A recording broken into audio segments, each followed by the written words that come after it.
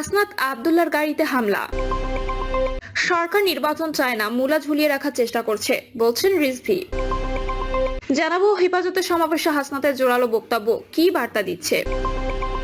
নির্বাচন কবে হবে জানতে চেয়েছে রাশিয়া, বলছেন আমির খসরু। শুনছিলেন সংবাদ শিরোনাম, এবারে বিস্তারিত। হাসনাত আব্দুল্লাহর গাড়িতে হামলা। গাজীপুরে জাতীয় নাগরিক পার্টি দক্ষিণাঞ্চলের মুখ্য সংগঠক হাসনাত আব্দুল্লাহর গাড়িতে হামলা চালিয়েছে দুর্বৃত্তরা। গাজীপুরের চান্দনা চৌরাস্তার সন্ধ্যা 6:30 নাগাদ এই হামলার ঘটনা ঘটে। বিষয়টি যমুনা টেলিভিশনকে হাসনাত আব্দুল্লাহ নিজে নিশ্চিত করেছেন। এর কিছুক্ষণের মধ্যে এনসিপির উত্তরাঞ্চলের মুখ্য সংগঠক সার্জিস আলম তার ভেরিফাইড ফেসবুকে স্ট্যাটাস দিয়েছেন।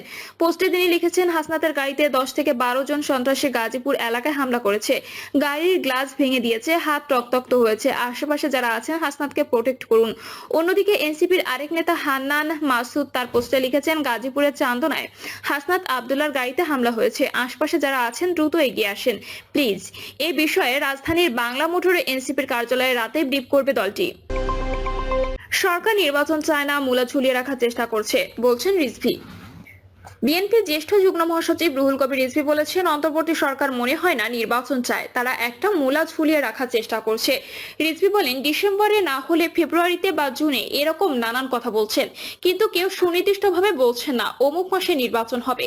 অন্তর্বর্তী সরকারের প্রধান উপদেষ্টার উদ্দেশ্যে রুহুল কবির রিজভী বলেন, আজ মানুষ কিন্তু নানান কথা ভাবছে যে দোসরদের দুধকলা দিয়ে পোষা হচ্ছে। তারা হয়তো আপনার সরকারকে বিএনপির বিরুদ্ধে নানাভাবে বোঝাচ্ছে।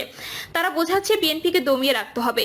বিএনপির এই মুখপাত্র বলেন, এই যে নির্বাচন নিয়ে সরকারের টালবাহানা, আজ দিনকে দিন কিন্তু দেশ তার যে 71-এর অহংকার এবং 24-এর 5ই আগস্টের যে অহংকার, সে অহংকার মিলিয়ে মানুষের যে প্রত্যাশা বহুদলীয় বহুমাত্রিক গণতন্ত্র প্রতিষ্ঠা, এটা তো এখনো প্রতিষ্ঠা হয়নি।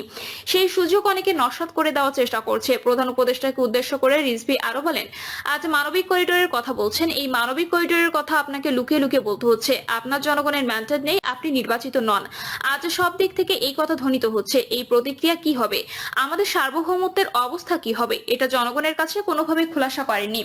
তিনি বলেন, অনির্বাচিত সরকার অনেক গণবিরোধী সিদ্ধান্ত নেয়, কিন্তু আপনার সরকারের প্রতি প্রত্যেকটা গণতান্ত্রিক রাজনৈতিক দল সমর্থন দিয়েছিল। কিন্তু সেই সমর্থনের মধ্যে আপনাদের যে বলিয়ান হওয়ার কথা, সেই বলিয়ান আপনারা হতে পারেননি, কারণ জনগণের সঙ্গে আপনারা কানামাছি খেলা খেলছেন। এত লুকোচুরি করছেন যে কানামাছি খেলতে গিয়ে জনগণের কাছে আপনারা সন্দেহের মধ্যে পড়ছেন। বিএনপির এ নেতা আরো বলেন, আজ ভারত ট্রান্সশিপমেন্ট বাতিল করে দিয়েছে। আমাদের মালামাল ভারতের পোর্ট দিয়ে অন্য দেশে যেত, কেন করেছে? আমাদের সঙ্গে তো কোনো বৈরিতা নেই। পাকিস্তানের সঙ্গে তাদের সংকট তৈরি হয়েছে, সেটা তাদের দুই দেশের মধ্যকার বিষয়। তাহলে আজ যে দিল্লি একের পর এক বাংলাদেশ বিরোধী ভূমিকা রাখছে, আমরা তো সেই শেখ হাসিনার মতোই দেখছি। আপনাদের কোনো প্রতিবাদ নেই, কোনো উচ্চকণ্ঠ নেই। এটা করলে আমাদের বিকল্প কি, এটাও তো জনগণের কাছে খোলাসা করা উচিত। তাদের মালামাল যাবে আমাদের দেশের উপর দিয়ে, আমাদের নৌপথ সড়কপথ ব্যবহার করবে, কিন্তু আমাদের ট্রান্সশিপমেন্ট যে ব্যবস্থা ভারতের সঙ্গে ছিল সেটা তারা বন্ধ করে দিল। রুহুল কবির রিজভী বলেন, আমরা তো বারবার বলি, আওয়ামী দোসররা বিভিন্ন জায়গায় ঘাপটি মেরে বসে আছে। যারা বিএনপি বিরোধী, বেগম খালেদা জিয়া বিরোধী, তারা প্রশাসনে আছে এবং গিরগিটির মতো রং পরিবর্তন করছে। রং পরিবর্তন করে ওরা নিজেদের উদ্দেশ্য সাধন করছে এবং ওরা গণতন্ত্র, নির্বাচন, গণতান্ত্রিক পরিবেশ প্রতিষ্ঠা করতে দিতে চায় না। আমরা বলেছি, যারা গণতান্ত্রিক প্রতিষ্ঠান ভেঙেছে, যারা সংবিধান থেকে মুছে দিয়েছেন তত্ত্বাবধায়ক সরকার ব্যবস্থা, তারা তো আজও ঘুরে বেড়াচ্ছে, আজও চাকরি করছে। যে বিচারপতি আখতারুজ্জামান খালেদা জিয়াকে মিথ্যা মামলায় সাজা দিয়েছে, তিনি এখনো কিভাবে বিচারপতি থাকেন? হেফাজতের সমাবেশে হাসনাতের জোরালো বক্তব্য কি বার্তা দিচ্ছে। নারী বিষয়ক সংস্কার কমিশন বাতিল সহ 4 দফা দাবিতে মহাসমাবেশ করেছে কওমি মাদ্রাসা ভিত্তিক সংগঠন হেফাজতে ইসলাম। এতে অংশ নেন জাতীয় নাগরিক পার্টির মুখ্য সংগঠক হাসনাত আব্দুল্লাহ। সমাবেশে নারী বিষয়ক সংস্কার কমিশনের প্রস্তাব নিয়ে যেসব শঙ্কা উত্থাপন করেছে, সেগুলোকে অতি সত্বর অ্যাড্রেস করার জন্য সরকারের প্রতি আহ্বান জানিয়েছেন হাসনাত আব্দুল্লাহ। এদিকে জুলাই গণঅভ্যুত্থানে নেতৃত্ব দানকারীদের রাজনৈতিক দল এনসিপির এক কেন্দ্রীয় নেতার হেফাজতে ইসলামের মহাসমাবেশে অংশগ্রহণ এবং বহুল আলোচিত নারী সংস্কার ইস্যুতে তার জোরালো ও সুস্পষ্ট বক্তব্যের মাঝে নারী বিদ্বেষী অবস্থা নিহিত রয়েছে কিনা এই প্রশ্ন সামনে এসেছে। বিশ্লেষকরা বলছেন, হেফাজতে ইসলামের সমাবেশে আব্দুল্লাহর অংশগ্রহণ থেকে এটি স্পষ্ট যে এনসিপি ইসলামিক দলগুলোর সঙ্গে এক ধরনের ঐক্য ঘোষণা করেছে। হাসনাত জানান, এনসিপির প্রতিনিধি হিসেবে হেফাজতের কর্মসূচিতে গিয়েছেন তিনি বলেন, গণহত্যাকারী আওয়ামী লীগের বিচার নিশ্চিত করা এবং হেফাজতে ইসলাম গত 16 বছরে যেসব রাজনৈতিক হত্যাকাণ্ড হয়েছে সেটার শিকার। 2013 সালে 5 মে গণহত্যা তারা ভিকটিম, সেই জায়গা থেকে ওখানে যাওয়া। তবে এনসিপি সিনিয়র যুগ্ম আহ্বায়ক আরিফুল ইসলাম আদিব বলেন, হেফাজতে ইসলামের এই সমাবেশে দল হিসেবে এনসিপিকে আহ্বান করা হয়নি। অভ্যুত্থান পরবর্তী নেতা হিসেবে ব্যক্তিগত জায়গা থেকে হাসনাত আব্দুল্লাহ এই সমাবেশে অংশ নিয়েছেন।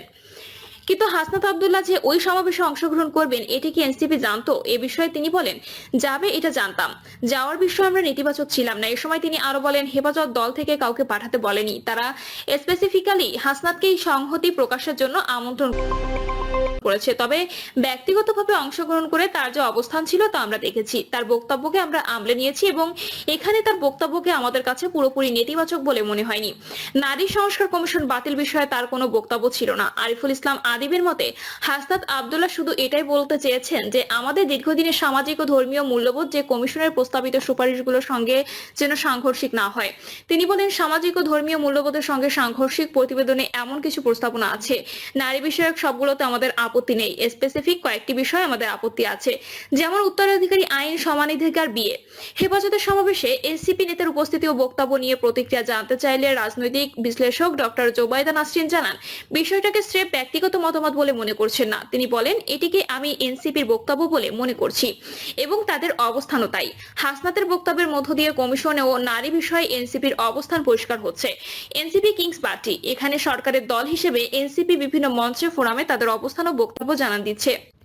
ডক্টর জুবাইদা নাসরিনের মতে, সরকারের পৃষ্ঠপোষকতায় এনসিপি দাঁড়িয়ে আছে এবং এনসিপি সরকারি দল হিসেবে সমাবেশে গিয়ে ইসলামিক দলগুলোর সঙ্গে এক ধরনের ঐক্য ঘোষণা করছে। তিনি বলেন, এনসিপি এখনো পর্যন্ত তাদের গঠনতন্ত্র ও মূলনীতি স্পষ্ট করেনি, কিন্তু তারা তাদের বিভিন্ন কর্মসূচিতে কার সঙ্গে তার জোট করবে, কার সঙ্গে রাজনৈতিক অংশীদারিত্ব করবে তা তারা স্পষ্ট করছে। তাদের মতাদর্শিক রাজনৈতিক অবস্থান জানান দিচ্ছে।